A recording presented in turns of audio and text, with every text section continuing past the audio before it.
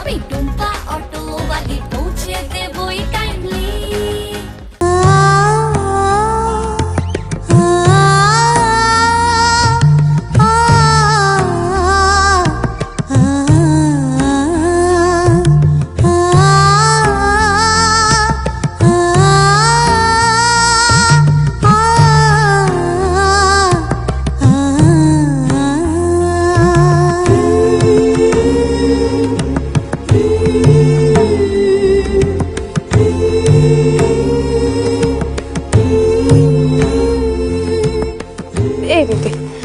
দিদি, আমি জানি তোর খুব মন খারাপ করে, কিন্তু বিশ্বাস কর সবকিছু ঠিক হয়ে যাবে।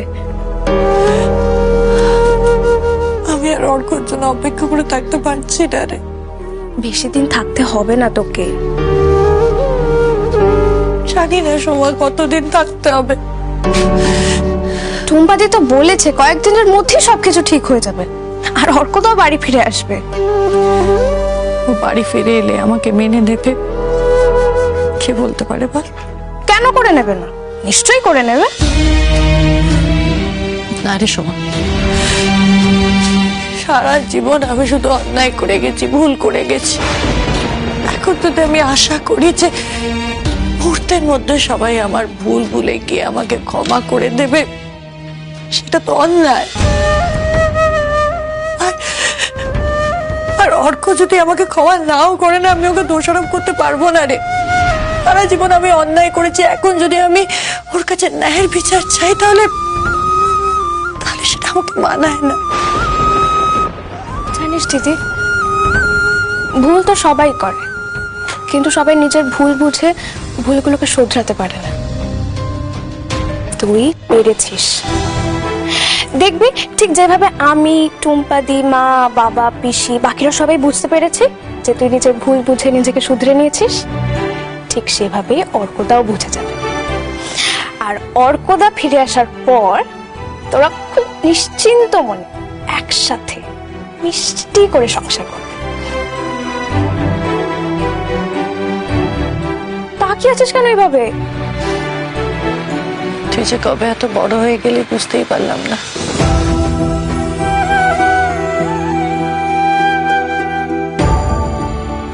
তুই মন খারাপ করে থাকলে আমার মনটাও খারাপ হয়ে যায়। ঠিক আছে, আমি আর মন খারাপ করে থাকবো না।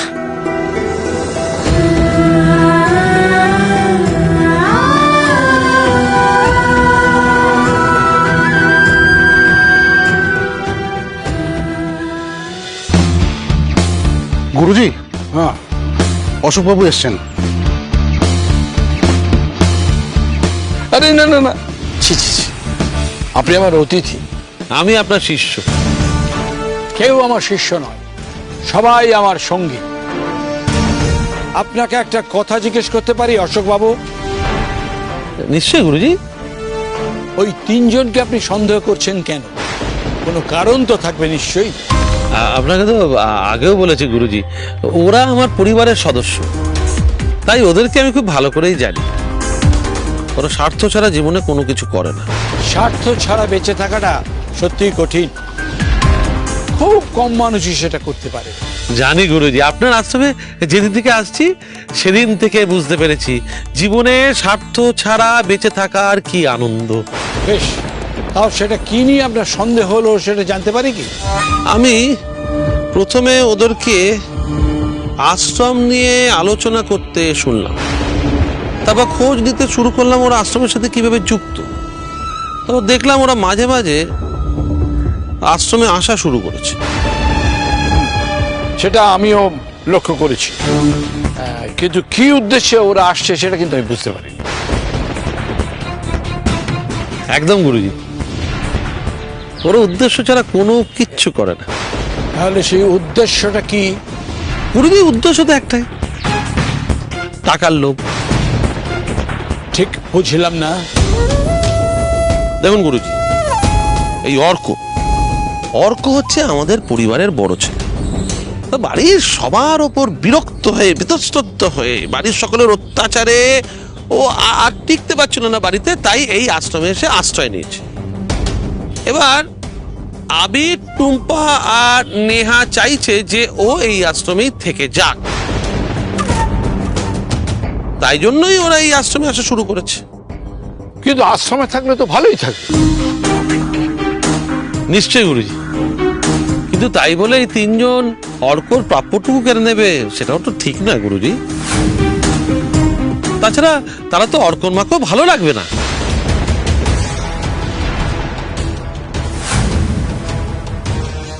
লোকটা কেন তাকিয়ে আছে আমার দিকে, আর লোকটার এত প্রশ্ন কিসের? আপনি সবকিছু বললেন, যে একটা কথা বললেন না যে এই তিনজন কিভাবে আশ্রমের পরিবেশ নষ্ট করছে। খেলাটা ঘুরে যাচ্ছে মনে হচ্ছে। লোকটা কি এবার আমাকে সন্দেহ করতে শুরু করলো?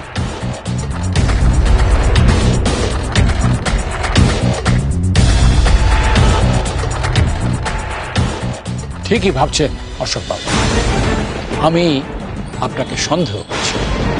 দাঁড়ান দাঁড়ান, আরো কিছু বলবার আগে আপনার সঙ্গে কয়েকজনের আলাপ করিয়ে দিই। হ্যাঁ, এসো তোমরা।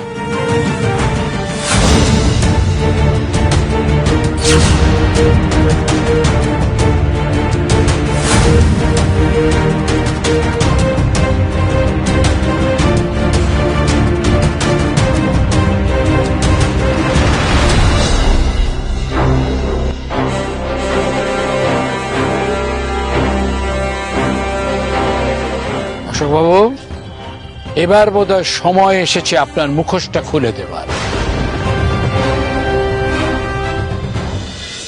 গুরুজি, আপনি আপনি আপনি আপনি ভুল ভাবছেন।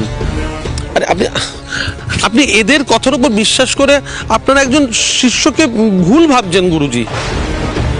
আপনি বোধহয় ভুলে গেছেন যে আমি আপনাকে একটু আগেই বলেছি যে আপনি আমার শিষ্য নন। হ্যাঁ, কিন্তু আপনি তো নিজেই বললেন গুরুজি আমি আপনার সঙ্গী। হ্যাঁ, তাহলে আপনি আপনার নিজের সঙ্গীকে সন্দেহ করছেন কেন? আমি তো সন্দেহ করতে চাই না, সেই কারণেই তো আপনাকে ডাকলাম। আপনাকে একটা প্রশ্ন করছি, সেটার উত্তর দিলে আমার ভালো লাগবে। আপনার কেন মনে হয় যে এরা তিনজন আমার আশ্রমের ক্ষতি করতে চাইছে? যদি তাই না হতো তাহলে এরা বারবার আশ্রমে আসছে কেন? বলুন, আপনি বলুন। কেন জানেন? আশ্রমে অশান্তি সৃষ্টি করাটাই এদের একমাত্র লক্ষ্য।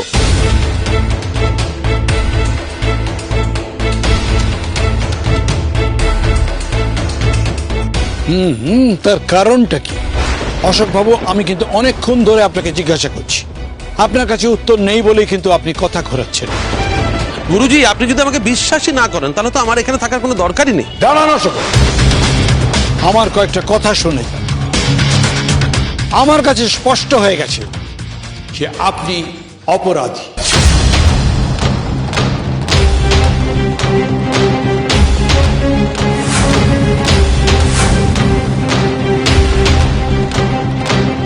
কি বলতে চাইছেন আপনি গুরুজি?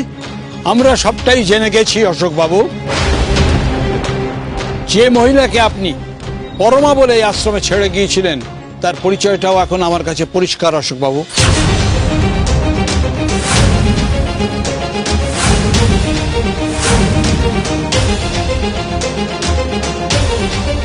আমি আপনার সঙ্গে এই বিষয়ে কোনো আলোচনা করতে চাই না। দাঁড়াও কাকা, তোমার মত না থাকলেও এই আলোচনা আজই শেষ হবে।